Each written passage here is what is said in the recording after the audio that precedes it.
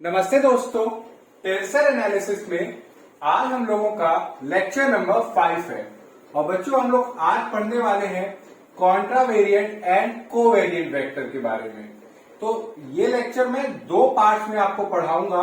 तो आज का लेक्चर बेसिकली हम लोग जो इसमें पढ़ेंगे वो है मीनिंग कि कॉन्ट्रावेरिएंट और कोवेरिएंट की मीनिंग क्या होती है, और सेकेंड लेक्चर में हम लोग इसकी टेंसर के हिसाब से डेफिनेशन देखेंगे। तो इसको समझते हैं कि कॉन्ट्रावेरिएंट और कोवेरिएंट हमारे क्या होते हैं।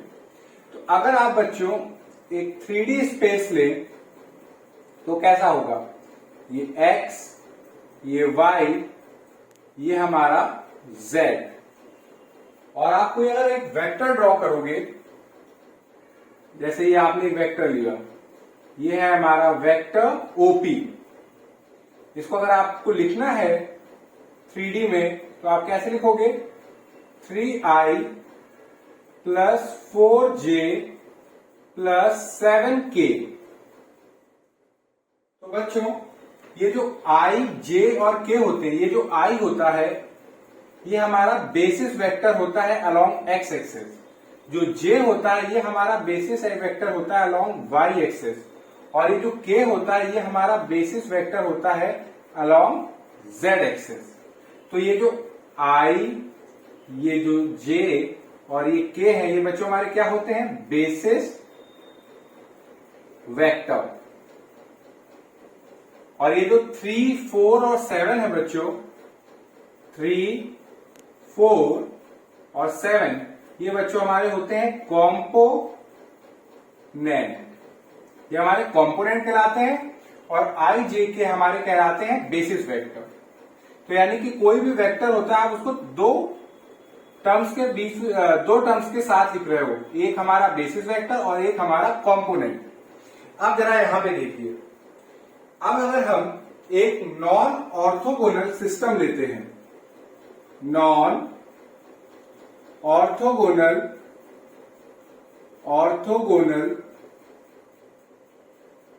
सिस्टम लेते हैं, कैसे जरा देखिएगा आप, हम लोग 2D में लेते हैं उसको पहले।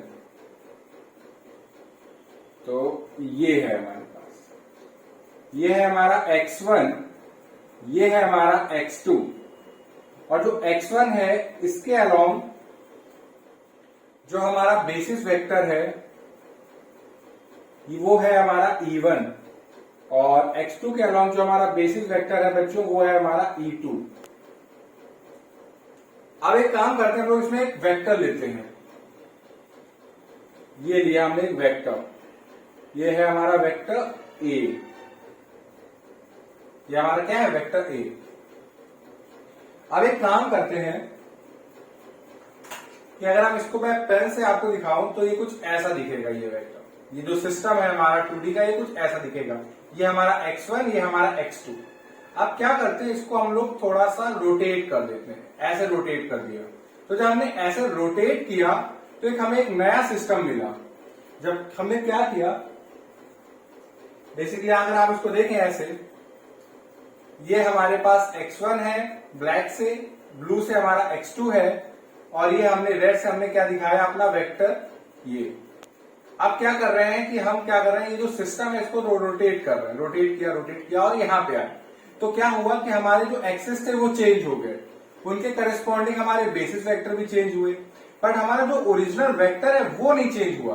बिकॉज आपका वेक्टर ना हमने पकड़ के उसको खींचा है, ना स्ट्रेच किया है, ना उसको हमने दबाया, ना कंप्रेस किया है। बस हमने क्या किया, अपना जो सिस्टम है एक सिस्टम से दूसरे सिस्टम में ट्रांसफॉर्म हो गए। तो हमारे वेक्टर में कोई फर्क नहीं पड़ा, बट हमारे कोऑर्डिनेट एक्सिस और बेसिस वेक्टर ये हमारे चेंज हो गए। तो अगर हम डिफाइन करते हैं एक नया सिस्टम कुछ ऐसे, ये हमारा एक नया सिस्टम है, और आपकी कोऑर्डिनेट एक्सिस हो गए x⁻1 और ये हो गया x⁻2। तो इनके करस्पॉन्डिंग हमारे बेसिस वेक्टर भी चेंज हुए। तो अब बेसिस वेक्टर हमारा हो गया E1 बार, और जो x2 के अलोंग है वो वाला जो बेसिस वेक्टर है वो अब हो गया E2 बार। बट आपको मैंने बताया कि हमने क्या किया, सिस्टम को रोटेट किया, बट हमने वेक्टर को हमने अपने टच भी नहीं किया है। तो जो वेक्टर हमारा था सिस्टम 1 में, वही सेम वेक्टर हमारा क्या है सिस्टम 2 में। ना उसकी हमने लेंथ चेंज करी है ना कुछ किया है, तो एज इट इज है हमारा, ये हमारा वेक्टर है। इसमें साथ हम लोगों ने कुछ भी टच नहीं किया है, बस हमने एक सिस्टम से दूसरे सिस्टम में ट्रांसफॉर्म हुए। और जो ट्रांसफॉर्म हुए, तो हम जब ट्रांसफॉर्म हुए तो हमने क्या किया कि जब हम एक सिस्टम से दूसरे सिस्टम में गए तो हमने क्या किया कि हमारा जो इवन बेसिस वेक्टर था x1 के अराउंड, इसको हमने डबल कर दिया। इसको कर दिया हमने, मतलब कि जो अब हमारे पास नया बेसिस वेक्टर है इवन बार, वो क्या है, डबल है प्रीवियस का। और जो हमारा E2 बार है ये बेसिकली क्या है, हाफ है किसका, जो प्रीवियस है उसका हाफ है। मतलब कि E1 वेक्टर को डबल किया और E2 वेक्टर को हाफ किया, और ये हमारा एक नया सिस्टम है। बट अगर आप देखें, अगर हम सिस्टम 1 में अपने वेक्टर को डिफाइन करेंगे तो कुछ ऐसे डिफाइन करेंगे, 3E1 प्लस 4E2। ठीक है बच्चों, अब यही वेक्टर को जो आप यहां पे देख रहे हो सिस्टम 1 में, अगर आप इसको सिस्टम 2 में देखोगे तो ये कुछ ऐसा दिखेगा। वेक्टर ए हमारा दिखेगा 3/2 E1 बार प्लस 8 E2 बार। अब आप कहेंगे कि आप कैसे कह रहे थे कि वेक्टर हमारा सेम है, यहाँ पे 3E1 प्लस 4E2 है और यहाँ पे 3/2 E1 बार प्लस 8 E2 बार है, तो वेक्टर तो हमारा चेंज हो गया। बट बच्चों अगर आप ध्यान से देखें, अब जरा E1 की वैल्यू पुट करें इसमें, 3/2 E1 बार की वैल्यू क्या है हमारी, 2E1, और E2 बार की वैल्यू क्या है, E2/2। तो आप देखेंगे तो ये हमारा आया क्या, 3E1 प्लस 4E2 तो आया, मतलब वही वेक्टर है हमारा। बट हम लोगों का देखने का जो नजरिया है वो बदल गया है। सिस्टम 1 में हमें 3E1 प्लस 4E2 दिख रहा है, बट वही वेक्टर अगर आप सिस्टम 2 में देखते हो तो आपको कैसा दिख रहा है, 3/2 E1 बार प्लस 8 E2 बार। मीन्स कि जब आप एक सिस्टम से दूसरे सिस्टम में ट्रांसफॉर्म हुए तो आपके जो बेसिस वेक्टर है, बेसिस वेक्टर क्या है हमारे, E1 और E2, और कंपोनेंट क्या है हमारे 3 और 4, यहाँ पे 3/2 और 8। तो जब आप एक सिस्टम से दूसरे सिस्टम में ट्रांसफर हुए तो आपके बेसिस वेक्टर और कंपोनेंट चेंज हुए। अब जरा इनकी ये जो चेंजनेस है इसको जरा देखिए ध्यान से। अगर आप ध्यान से देखेंगे कि जब आपका बेसिस वेक्टर E1 से 2E1 हो रहा है, मतलब कि डबल हो रहा है, मतलब कि आपका जो बेसिस वेक्टर है आपका डबल हो रहा है, डबल हो रहा है, तो उसके करस्पॉन्डिंग जो आपका कंपोनेंट उसको ध्यान से देखिए। तो हमारा कंपोनेंट पहले 3 था, अब क्या हो गया 3/2। मीन्स कि हमारा कंपोनेंट क्या हो रहा है, कंपोनेंट वो डिक्रीज कर रहा है, मतलब कि हाफ हो गया। मीन्स कि बेसिस वेक्टर जब डबल हुआ तो हमारा उसके करस्पॉन्डिंग कंपोनेंट क्या हो गया, हाफ। अगर यहां पे देखें E2 को, हमारा जो E2 बेसिस वेक्टर है ये हाफ हुआ जब आप एक सिस्टम से दूसरे सिस्टम में गए बेसिस, तो आपका बेसिस जब आपका डिक्रीज हुआ मतलब कि हाफ हुआ, तो उसके करस्पॉन्डिंग अगर आप कंपोनेंट देखें तो 4 से बच्चों हमारा कंपोनेंट 8 हो गया। मीन्स कि हमारा जो कंपोनेंट है वो क्या हो गया, इंक्रीज कर गया, मतलब कि डबल हो गया। तो आपने अगर ध्यान से देखें कि जब बेसिस बढ़ रहा है तो आपका कंपोनेंट डिक्रीज कर रहा है, और जब बेसिस डिक्रीज कर रहा है तो कंपोनेंट इंक्रीज कर रहा है, मतलब कि बेसिस और कंपोनेंट एक दूसरे के अपोजिट काम कर रहे हैं। मीन्स अगर आप कहना चाहें कि basis and component transform in opposite manner,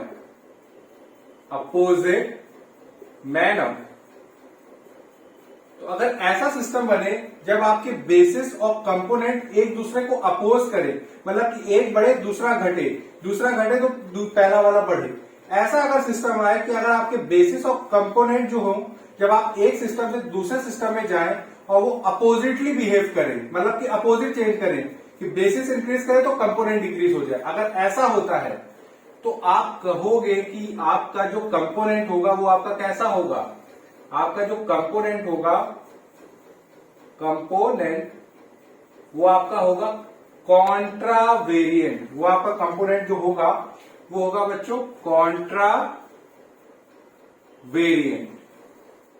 Contra variant कहने का क्या मतलब है कि आपका जो कॉन्ट्रा मतलब होता है, कॉन्ट्रा ये मतलब होता है अपोज करना। इसकी मीनिंग क्या मतलब, कॉन्ट्रा का मतलब क्या होता है, अपोज करना। तो अगर आप यहां पे देखें, बेसिस और कंपोनेंट एक दूसरे को क्या कर रहे हैं, अपोज कर रहे हैं। तो कॉन्ट्रा वेरिएंट का मतलब क्या होता है, आपको आई होप अब आपको समझ में आ गया कि जब आप एक सिस्टम से दूसरे सिस्टम में जाओ तो आपके अगर बेसिस और कंपोनेंट एक दूसरे के अपोजिट बिहेव करें तो आप क्या कहोगे कि आपका जो वेक्टर होगा वो कैसा होगा, कॉन्ट्रा वेरिएंट वेक्टर होगा। और उसके करस्पॉन्डिंग जो कंपोनेंट होगा वो क्या कहलाएगा, कॉन्ट्रा वेरिएंट कंपोनेंट कहलाएगा। तो ये एक हमने बात समझी। अब जरा एक सिचुएशन और देखें। अब हम क्या करते हैं, इसको बच्चों हम रब कर दे रहे हैं। अब हम लोग करते हैं ये है, एक नया कंपोनेंट लेते हैं सिस्टम 1 में। ये हमारे पास एक सिस्टम 1 में एक हमारे पास कंपोनेंट है बी, जो कि कैसा है 3e1 plus 4e2 into e1। तो अब देखिए बच्चों, तो अगर आप मल्टीप्लाई करेंगे तो ये होगा 3e1 प्लस 4e2 e1। ये हमारा एक कंपोनेंट b1 है। और एक और कंपोनेंट लेते हैं हम लोग, सिस्टम 1 में ले रहे हैं बच्चों ये b2, जो कि है हमारा 3e1 plus 4e2 dot e2 is 3e1 e2 plus 4e2 e2। अब इसी कंपोनेंट को अगर आप सिस्टम 2 में देखो, ये हमारा किसमें है, सिस्टम 1 में, सिस्टम 1 में। यहां पे मैं मेंशन भी कर देता हूं, ये हमारा कौन सा है, सिस्टम 1। और ये बच्चों हमारा कौन सा है, सिस्टम 2। अगर आप यही कंपोनेंट सिस्टम 2 में देखोगे तो आपको कैसे दिखेंगे, तो आपको b1 आपका हो जाएगा b1 बार, और ये होगा कुछ हमारा 3/2 e1 बार plus 8 e2 bar into e1 बार, और ये बन जाएगा हमारा b2 बार, जो कि है 3/2 e1 बार plus 8 e2 bar into e2 बार। अगर हम मल्टीप्लाई कराइए इनको तो ये होगा हमारा 3/2 e1 बार प्लस 8 e2 बार e1 बार, और b2 बार हमारा कैसा है बच्चों, 3/2 e1 बार e2 बार प्लस 8 e2 बार e2 बार। अब पता कैसे चलेगा कि हमारे जो कंपोनेंट आए हैं सिस्टम 2 में ये हमारे इंक्रीज हुए हैं कि डिक्रीज हुए हैं करस्पॉन्डिंग टू बेसिस वेक्टर। तो इसको चेक करने के लिए क्या करते हैं, e1 बार और e2 बार की जो वैल्यूज हमने ली हुई हैं, कि जो ट्रांसफॉर्मेशन यूज किया है वो वैल्यूज पुट करके देखते हैं। तो हमारा e1 बार बेसिकली है क्या, डबल ऑफ e1, कि हमें इससे कंपैरिजन तो हो पाए कि हमारे जो b1 और b2 सिस्टम 1 में है वो सिस्टम 2 में क्या हुए, बढ़े हैं कि घटे हैं कि कांस्टेंट रहे हैं। तो अगर आप देखें तो 3/2 e1 बार की वैल्यू होती है 2e1, तो ये 2e1 प्लस 8 e2 बार हमारा हाफ हुआ है, तो ये e2/2 इंटू 2e1। तो अगर आप ध्यान से देखें तो 2 से 2 कैंसिल आउट हो जाएगा, तो ये हुआ 6 e1, ये होगा हमारा 8 e2 अगर आप 2 कॉमन ले लें तो ये हो गया 3 e1 प्लस 4 e2 अगर आप देखें 3 e1 प्लस 4 e2 है क्या हमारा, b1 ही तो है, 2b1। तो मीन्स कि हमारा हुआ क्या ये जो कंपोनेंट है हमारा B1 बार ये डबल हो गया सिस्टम 2 में जाते हुए। मीन्स कहने का मतलब क्या है, जैसे आप देखें यहाँ पे 3 हमारा हाफ हो गया, 3/2 बन गया ये कंपोनेंट, बट हमारा एक ये कंपोनेंट ये है यहाँ पे B1 बार ये डबल हुआ है जैसे सिस्टम 2 में आप गए। सिमिलरली अगर आप यहाँ पे B2 बार को देखें तो 3/2 2E1 into E2/2 plus 8 E2/2 into E2/2, तो ये हमारा होगा 3/2 E1 E2 plus 2 E2 E2। अगर आप 2 क्या करते हैं 1/2 कॉमन ले लेते हैं इसमें से, तो ये हो जाएगा 1/2 3 E1 E2 plus E2 E2 ये 4। अगर आप मल्टीप्लाई कराएंगे तो होगा 3/2 E1 E2 plus 2 E2 E2। तो अगर आप देखें 3 E1 E2 plus 4 E2 E2 हमारा है क्या B2, तो मतलब कि हमारा B2/2 आ रहा है। कहने का क्या मतलब है कि जब आप सिस्टम 1 से सिस्टम 2 में गए तो हमारा एक कंपोनेंट है B1 बार ये डबल हो रहा है, और जो B2 बार है ये हमारा क्या हो रहा है, ये हाफ हो रहा है। तो अगर यहां पे अगर आप एक चीज देखें कि करस्पॉन्डिंग टू वेक्टर, यहां पे कहने का क्या मतलब है, अगर आप E1 को देखें, E1 जब हमारा डबल हो रहा है मीन्स कि हमारा बेसिस इंक्रीज कर रहा है, तो उसके करस्पॉन्डिंग जो कंपोनेंट है B1 ये हमारा ये भी डबल हो रहा है, ये हमारा 2B1 बन रहा है, मतलब कि कंपोनेंट भी इंक्रीज कर रहा है, कंपोनेंट भी हमारा क्या कर रहा है, इंक्रीज कर रहा है। अगर बेसिस हमारा इंक्रीज कर रहा है तो कंपोनेंट भी हमारा इंक्रीज कर रहा है। और अगर आपका बेसिस जैसे यहां पे हाफ हो गया, यानी कि बेसिस अगर आपका डिक्रीज कर रहा है तो उसके करस्पॉन्डिंग जो हमारा कंपोनेंट है, बेसिस E2 के करस्पॉन्डिंग हमारा कंपोनेंट कौन है B2, तो वो बच्चों क्या हो रहा है, वो भी हाफ हो रहा है। मतलब कि फर्स्ट केस में क्या हो रहा है कि कंपोनेंट और बेसिस में आपस में लड़ाई हो गई है, वो दोनों एक दूसरे के अपोज कर रहे हैं, मतलब कि एक इधर जा रहा है राइट में जा रहा है तो दूसरा लेफ्ट में जा रहा है। और सेकंड केस में क्या हो रहा है कि इन दोनों में दोस्ती हो गई, बिल्कुल इतनी स्ट्रांग दोस्ती हो गई कि अगर बेसिस बढ़ेगा तो कंपोनेंट बढ़ेगा, अगर बेसिस डिक्रीज करेगा तो कंपोनेंट भी डिक्रीज करेगा। तो अगर ऐसा सिस्टम बनता है कि जब आपका बेसिस और कंपोनेंट साथ में इंक्रीज करे या साथ में डिक्रीज करे, ये नहीं कि एक इंक्रीज करे दूसरा डिक्रीज करे, अगर बेसिस और कंपोनेंट में क्या हो जाए, दोस्ती हो जाए। कहने का क्या मतलब है कि basis and component transform in same manner, तो आपका जो कंपोनेंट होगा इस केस में कंपोनेंट विल बी, अब आपका इसमें कहलाएगा कोवेरिएंट। तो आई होप आपको ये मीनिंग समझ में आई होगी कि कॉन्ट्रावेरिएंट और कोवेरिएंट का मतलब क्या होता है। कॉन्ट्रावेरिएंट कहने का मतलब ये है कि जब आप एक सिस्टम से दूसरे सिस्टम में जाओ और बेसिस और कंपोनेंट में आपस में एक दूसरे को क्या करें, अपोज करें, एक इधर की जाए एक इधर जाए, मतलब कि दोनों क्या करें, एक दूसरे को अपोज करें, तो उस केस में आपका जो वेक्टर होगा वो कहलाएगा आपका कॉन्ट्रावेरिएंट वेक्टर कहलाएगा। और अगर ऐसा होता है कि जब आप एक सिस्टम से दूसरे सिस्टम पे जाओ और बेसिस और कंपोनेंट साथ में इंक्रीज करें या साथ में डिक्रीज करें, जो भी काम करें साथ में करें, मतलब कि एक दोस्ती है, फ्रेंडशिप है कि जहां पे तुम जाओगे वहां पे हम भी जाएंगे, ऐसा सिस्टम अगर आ जाता है कि बेसिस और कंपोनेंट जो भी करते हैं साथ में करते हैं, तो उस केस में आपका कॉरेस्पॉन्डिंग जो वेक्टर होगा वो कहलाएगा कोवेरिएंट। कॉन्ट्रा मतलब होता है अपोज करना, मतलब कि एक दूसरे से उल्टी डायरेक्शन में जाना।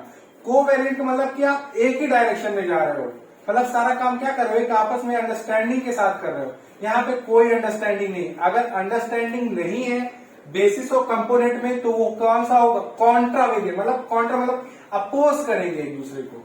और अगर बेसिस और कंपोनेंट में अंडरस्टैंडिंग है तो होंगे कोवेरिएंट, मतलब कि एक दूसरे के साथ ही हैं, एक अच्छे दोस्त है। तो ये मतलब होता है हमारा कॉन्ट्रावेरिएंट और कोवेरिएंट का। तो आई होप कि आज के लेक्चर में आपको ये समझ में आ गया होगा कि मीनिंग क्या होती है हमारी कॉन्ट्रावेरिएंट एंड कोवेरिएंट की। अब बात ये आती है कि मैथमेटिक्स में ऐसे तो काम नहीं चलेगा कि एक सिस्टम से आप दूसरे सिस्टम में गए और आपको लिखने में या आपको रिप्रेजेंट करने में अगर आप क्लियरिफाई नहीं कर पाओगे तो काम नहीं चलेगा। तो उसके लिए क्या हुआ कि अब सबसे बड़ी प्रॉब्लम यही है कि हम लोग रिप्रेजेंट कैसे करें, कि ऐसा लिख दें कि हम लोगों को आपस में अंडरस्टैंडिंग हो कि हाँ अगर ऐसे लिखा जाएगा तो ये कॉन्ट्रावेरिएंट होगा, अगर थोड़े दूसरे तरीके से लिखा जाएगा तो कोवेरिएंट होगा। तो उसको समझते हैं हम लोग जरा कि लिखने का तरीका क्या है। अब मान लीजिए ये हमने लिया एक वही 2D में, अभी हम लोग 2D में ही हैं। बहुत आराम से पढ़िएगा बच्चों, मैं आराम से बताऊंगा तो आप लोग आराम से इसको पढ़िए। अब मान लीजिए हमारे पास सिस्टम है x, ये है y, और हमने एक वेक्टर लिया, ये वेक्टर है हमारा OP, ये वेक्टर है हमारा OP, और जो x के एक्सिस के अलाउंग जो हमारा बेसिस वेक्टर है वो है हमारा E1, और जो y एक्सेस है उसके अलावा जो हमारा बेसिस वेक्टर है वो है हमारा E2। बहुत आराम से पढ़ेंगे। अभी हम लोगों ने कॉन्ट्रा और कोवेरिएंट का मतलब समझा। कॉन्ट्रा में क्या है कि बेसिस और कंपोनेंट अपोज करेंगे, जबकि कोवेरिएंट में बेसिस और कंपोनेंट सेम मैनर में बिहेव करेंगे, सेम मैनर में होंगे। अब जरा इसको रिप्रेजेंट करने का देखें, अगर आप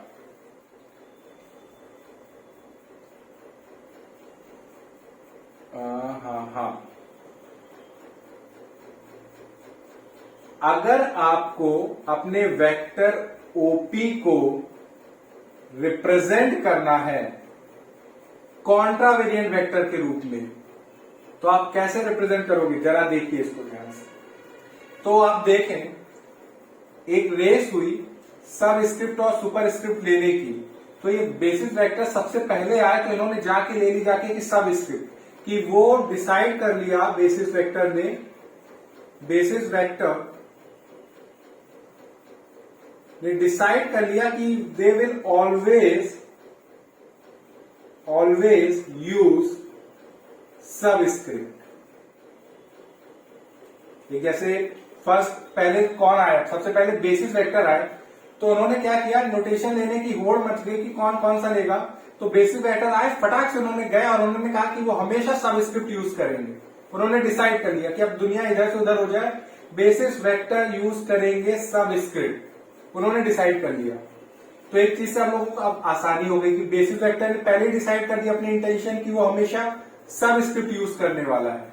तो कभी अगर आपको कॉन्ट्रावेरिएंट रिप्रेजेंट करना है या कॉन्ट्रावेरिएंट कंपोनेंट आपको लिखना है, तो आप कैसे लिखोगे, आप यूज करोगे मतलब कि कॉन्ट्रावेरिएंट के लिए आप यूज करोगे सुपरस्क्रिप्ट। आप क्या यूज करोगे, सुपरस्क्रिप्ट। तो अगर आपको अपने वेक्टर को लिखना है कॉन्ट्रावेरिएंट कंपोनेंट के टर्म्स में, तो आप लिखोगे उसको x1 E1 plus x2 E2।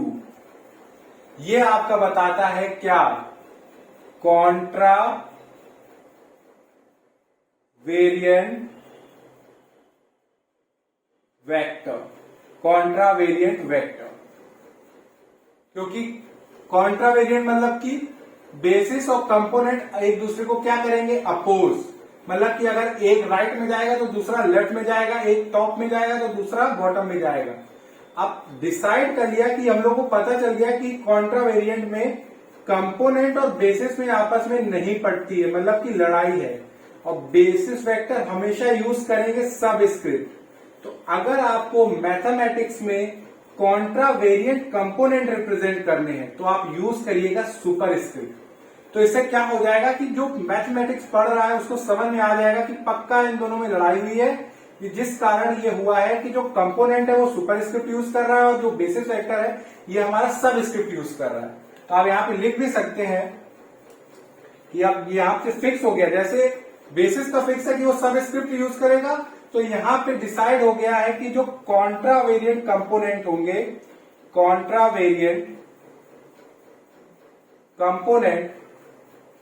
Component use always, हमेशा याद रखिएगा ये सुपर स्क्रिप्ट, वो हमेशा यूज करेंगे सुपर स्क्रिप्ट। और बच्चों जो कॉन्ट्रावेरिएंट कंपोनेंट्स होते हैं बेसिकली क्या होता है, ये हमारी पैरेलल प्रोजेक्शन होती है। आप यहां पे ये भी लिख सकते हैं इसको कि दे रिप्रेजेंट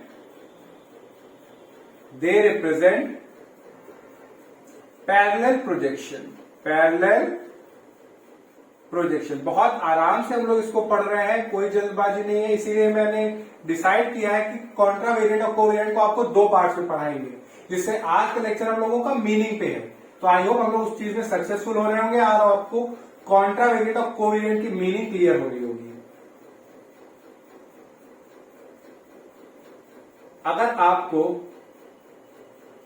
कोवेरिएंट रिप्रेजेंट करना है, कोवेरिएंट कंपोनेंट, तो आप देखिए कोवेरिएंट में क्या होता है कि बेसिस और कंपोनेंट में बहुत अच्छी दोस्ती है। अगर दोनों इंक्रीज करेंगे, बेसिस अगर इंक्रीज करेगा तो कंपोनेंट भी इंक्रीज करेगा, बेसिस डिक्रीज करेगा तो कंपोनेंट भी डिक्रीज करेगा, बेसिस राइट में जाएगा तो कंपोनेंट भी राइट में जाएगा, बेसिस लेफ्ट में जाएगा तो कंपोनेंट भी लेफ्ट में जाएगा, मतलब इतनी है। तो अगर बेसिस वेक्टर यूज करेगा सबस्क्रिप्ट तो कंपोनेंट भी हमारा यूज करेगा सबस्क्रिप्ट। किस केस में, जब आप कोवेरिएंट हो। तो यहां पे आप लिख भी सकते हो इस केस में आप क्या यूज करोगे, सबस्क्रिप्ट। तो अगर आपको अपने वेक्टर ओपी को रिप्रेजेंट कराना है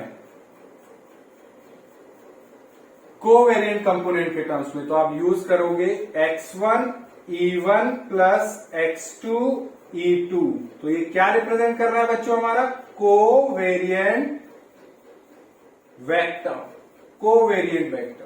तो यहां से क्या डिसाइड हुआ कि कॉन्ट्रावेरिएंट में आप जानते हो कि कंपोनेंट और बेसिस में लड़ाई है, तो ये क्या करेंगे कि बेसिस अगर यूज करता है सबस्क्रिप्ट तो कंपोनेंट यूज करेगा सुपरस्क्रिप्ट। बट कोवेरिएंट में क्या होता है कि बेसिस और कंपोनेंट में है बहुत अच्छी दोस्ती, तो उस बेसिस पे आप कह सकते हो कि जो कोवेरिएंट कंपोनेंट होंगे, covariant component use always subscript. I hope आपको सुपरस्क्रिप्ट और सबस्क्रिप्ट के बारे में क्लियर है। बेसिकली अगर आप किसी लेटर के डाउन साइड में छोटे से अगर आप लिख देते हो कोई लेटर में, तो ये आपका कहलाता है सबस्क्रिप्ट। और आप किसी लेटर के टॉप पे लिख देते हो तो ये आपका कहलाता है सुपरस्क्रिप्ट। तो आई होप आपको ये क्लियर हो गई होगी मीनिंग। तो आपका कोवेरिएंट में बेसिस और कंपोनेंट में है अच्छी दोस्ती, इसलिए दोनों क्या यूज करेंगे, सबस्क्रिप्ट। कॉन्ट्रावेरिएंट में कंपोनेंट और बेसिस में है लड़ाई, इसलिए कॉन्ट्रावेरिएंट कंपोनेंट पहचानोगे कैसे, सुपरस्क्रिप्ट से, और कोवेरिएंट कंपोनेंट कैसे पहचानोगे, सबस्क्रिप्ट से। और आप देख सकते हैं बच्चों कि ये जो हमारे होते हैं कोवेरिएंट कंपोनेंट, ये हमारे क्या रिप्रेजेंट करते हैं, दे रिप्रेजेंट परपेंडिकुलर प्रोजेक्शन। ये हमारे रिप्रेजेंट करते हैं परपेंडिकुलर प्रोजेक्शन। तो आई होप आज का लेक्चर आपको समझ में आया हो, जिसमें हम लोगों ने ये सीख लिया कि कॉन्ट्रावेरिएंट कंपोनेंट यूज करेंगे सुपरस्क्रिप्ट। क्यों यूज करेंगे, पूरा रीजन आपको पता है कि बेसिस और कंपोनेंट एक दूसरे को अपोज करते हैं कॉन्ट्रावेरिएंट के केस में, और कोवेरिएंट कंपोनेंट यूज करेंगे सबस्क्रिप्ट। ये भी कब पता है आपको कि कोवेरिएंट में बेसिस और कंपोनेंट दोनों एक ही मैनर में चलते हैं। तो अगर बेसिस सबस्क्रिप्ट यूज कर रहा है तो कोवेरिएंट कंपोनेंट भी सबस्क्रिप्ट यूज करेगा। तो आई होप आज का ये लेक्चर आपको समझ में आया हो। इसमें कोई डाउट हो या कोई पार्ट ना क्लियर हो तो आप कमेंट सेक्शन में लिख के बताइएगा। Thank you.